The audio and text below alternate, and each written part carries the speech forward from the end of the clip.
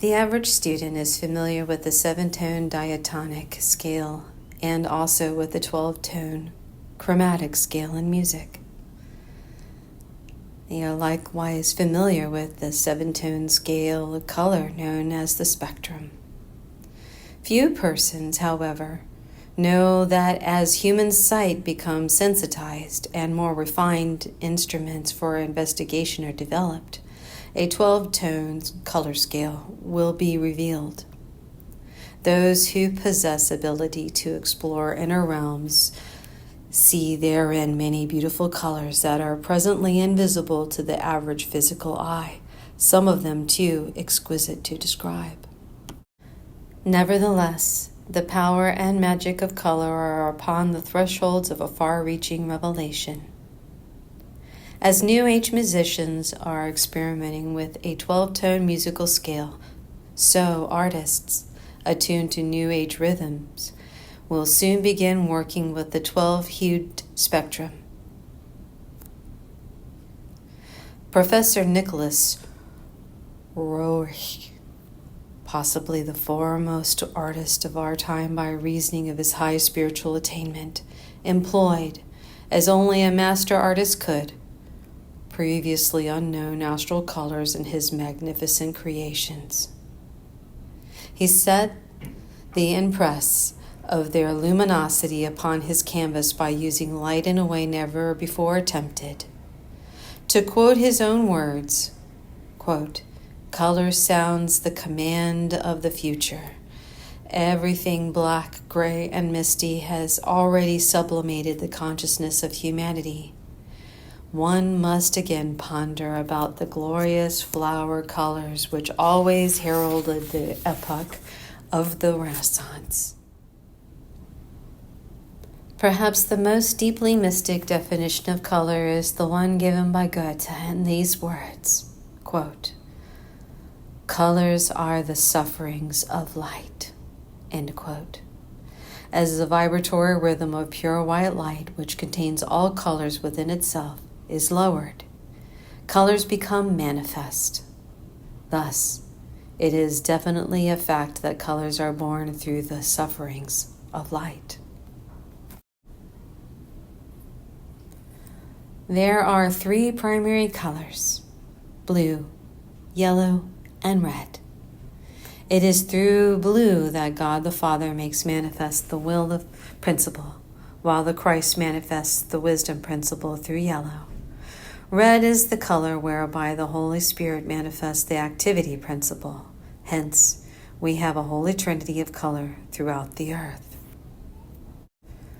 The secondary colors of the spectrum are orange, green, purple, and indigo. Orange is a combination of red and yellow. Green is a combination of yellow and blue. Purple is a combination of red and blue. Indigo is a combination of orange, green, blue, and purple. As a study of the various color combinations in relation to man's physical, mental, moral, and spiritual development is a most fascinating subject. Yellow. Pure yellow indicates high intelligence and wisdom. Luminous golden yellow denotes adaptability for the reception and dissemination of wisdom. Lemon yellow gives evidence of a spiritualized or Christian mind.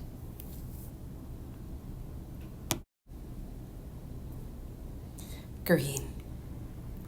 Green is the color which typifies balance and rest. In the spectrum, it is the bridge, as it were, between personality as represented by red or orange and spirit as represented by blue or purple. Green is serene, restorative, healing. It is composed, as already stated, of yellow, the Christ color, and blue, the color assigned to God the Father.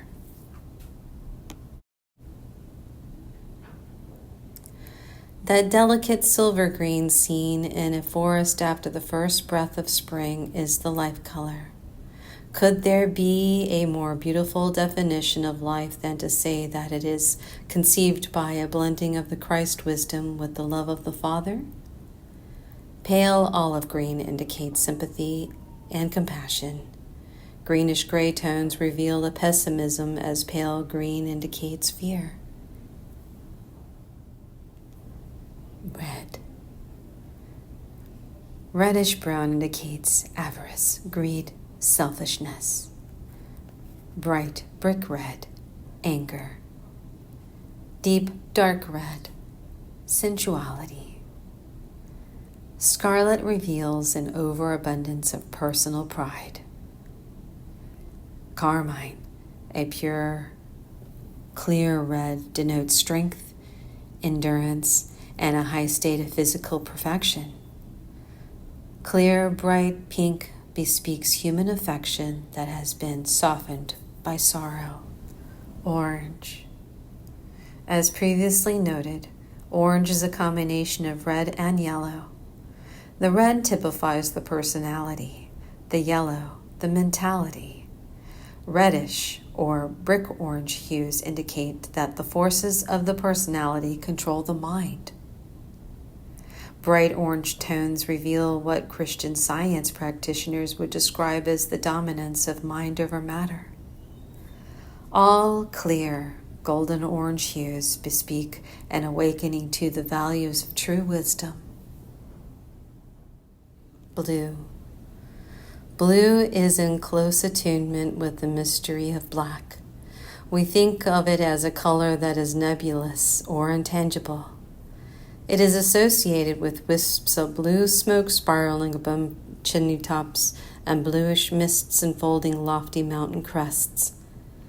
It is through blue that we endeavor to penetrate the mysterious depths of the sea or the far reaches of the sky. So we say that God speaks to man of infinity through the color blue. Blue also connotes religious aspirations and devotion. If it has a faint touch of lavender, the devotion to a high and noble ideal. Azure blue notes a high phase of spirituality, a reaching towards the infinite. Blue-gray denotes religious feeling motivated by fear. When the blue is mixed with dark reddish-brown, the religious tendencies are narrowed and bigoted. Purple. To repeat, purple is a combination of red and blue. In other words, it denotes purification and transmutation of the personality into spirituality.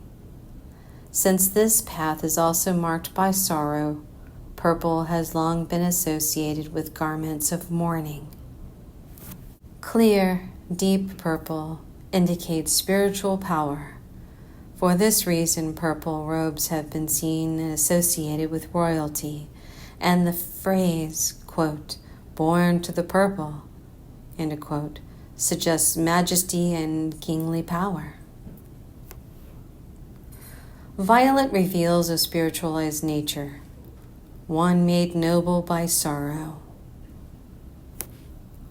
In many countries, where it is the custom to wear black as a mark of grief over the passing of a loved one, violet is often called the color of second mourning.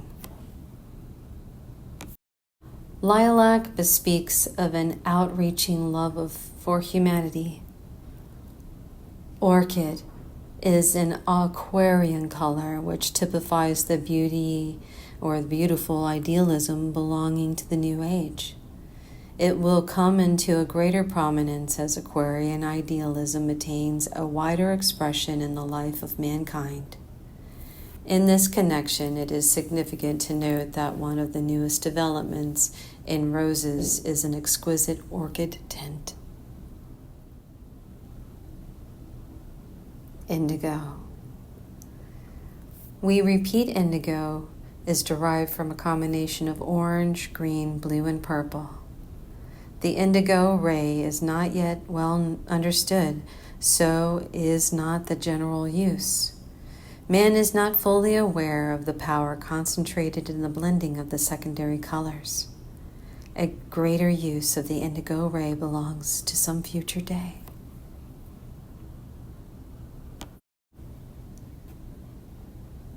Black and white. Properly speaking, black is not a color. It is the absence of colors. While there is a tendency to associate black with evil, to the occult scientist, it represents the negative or receptive condition upon which the positive powers of God work to bring enlightened beings into external manifestation. Such is the statement in the opening chapters of Genesis, quote, "In the beginning, ... the earth was without form and void, semicolon. And darkness was upon the face of the deep, and the Spirit of God moved upon the face of the waters." End quote. This describes the fundamental nature of the creative process in its universal operations. Not until man becomes wise enough to rend the veil of Isis will he be able to grasp something of the mysteries here involved. As all creation is inherent in God Himself, so does the great white light contain within itself all the colors of the spectrum. And it plays directly upon the divinity within man. As his latent divinity is wakened, he comes into attunement with the white light as power. God the Father of our universe manifests through the blue ray, hence, blue is an infinite color. The glorious one who manifests through the white ray is beyond all planets, all stars, all constellations. Him we identify only as the Supreme Being.